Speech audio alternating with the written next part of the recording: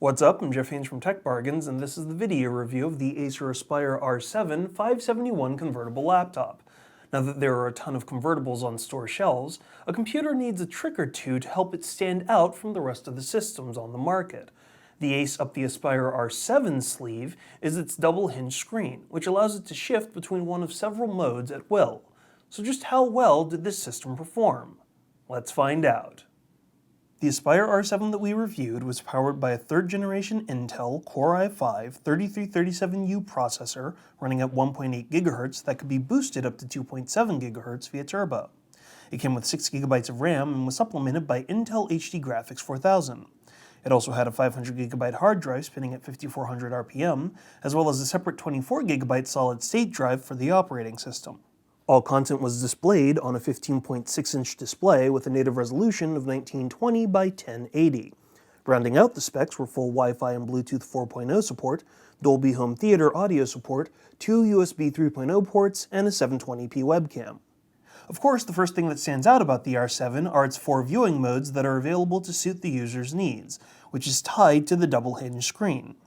The notebook mode is the standard laptop mode that everyone is used to, while pulling the screen towards you places the display into easel mode. This is akin to a tablet stand with a keyboard, although the screen can be adjusted to virtually any angle you want. If you push the screen completely over the keyboard, you put the system into what's effectively a tablet mode, which is a bit thick and bulky for a slate, but it still gives you a large 15-inch screen to use. Finally, if you tilt and lift the display back up, you can place it into display mode, which lets you share content with other users. The flexibility of the system and the option to shift it means that you can always find a way to maximize the use of the machine, regardless of the mode that you have it in. Speaking of the display, one of the strengths of the system is the screen itself. The R7 packs a full 1080p IPS display that has very clean and accurate colors even at extreme viewing angles. The 15.6-inch touchscreen is large enough to make interaction with small on-screen icons very easy, which hasn't always been the case for many other 1080p displays. We're also pleased that the screen was bright enough to eliminate most of the screen reflection that can affect laptop screens in bright indoor areas. We were also pleased with the 4 Dolby Home Theater speakers on the bottom of the computer, which produced a lot of loud sound.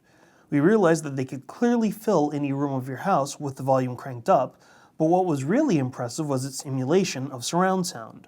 While it's not better than a true surround sound system, it sounds almost as good as a pair of headphones if you sit directly in front of the computer.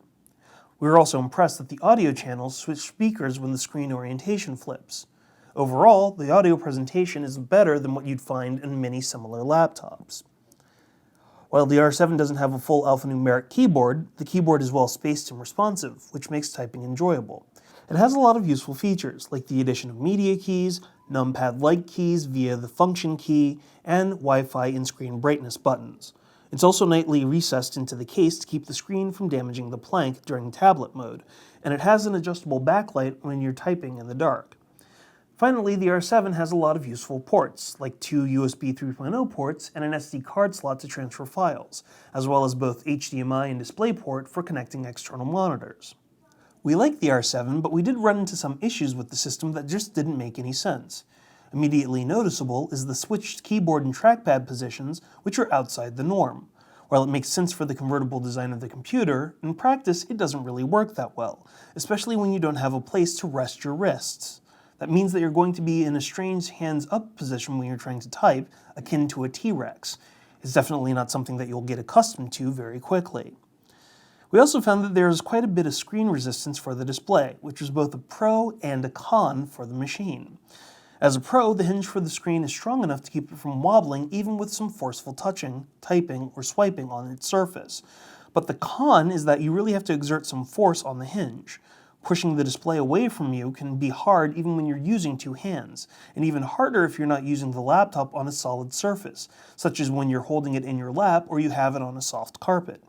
This might not seem like a major problem, but it can definitely be annoying for shifting through the separate modes. Also, for a convertible system, this is a pretty large and heavy machine.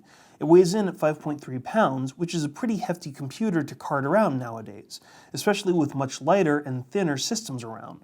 While it's got tablet-like functionality, the weight clearly highlights it as a laptop masquerading as a slate. Additionally, we noted a number of omissions and quirks with the R7. The computer has clearly moved away from optical drives, which is fast becoming a standard with most laptops, but it's also omitted an Ethernet port, so unless you've got a rock-solid wireless network, you'll definitely need to buy some external USB adapters. We also noticed that the screen brightness would randomly fluctuate whenever the computer was running solely on battery power. We're not sure why it would automatically leap up to full brightness and then fade back to our custom setting, but it did.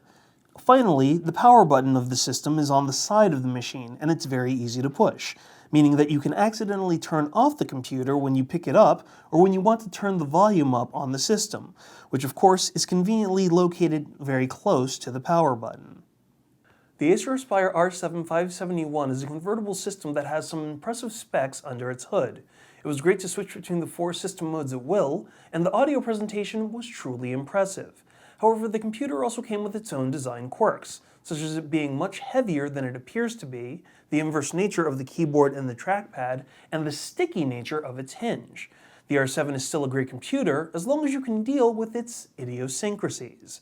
For these reasons, we decided to give the Acer Aspire R7-571 a 4 out of 5.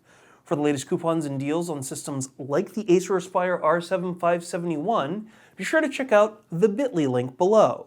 To enter our monthly giveaway, make sure you always check out techbargains.com/YouTube, and to watch our video unboxings, video reviews, and exclusive video features, be sure to go to techbargains.com/videos.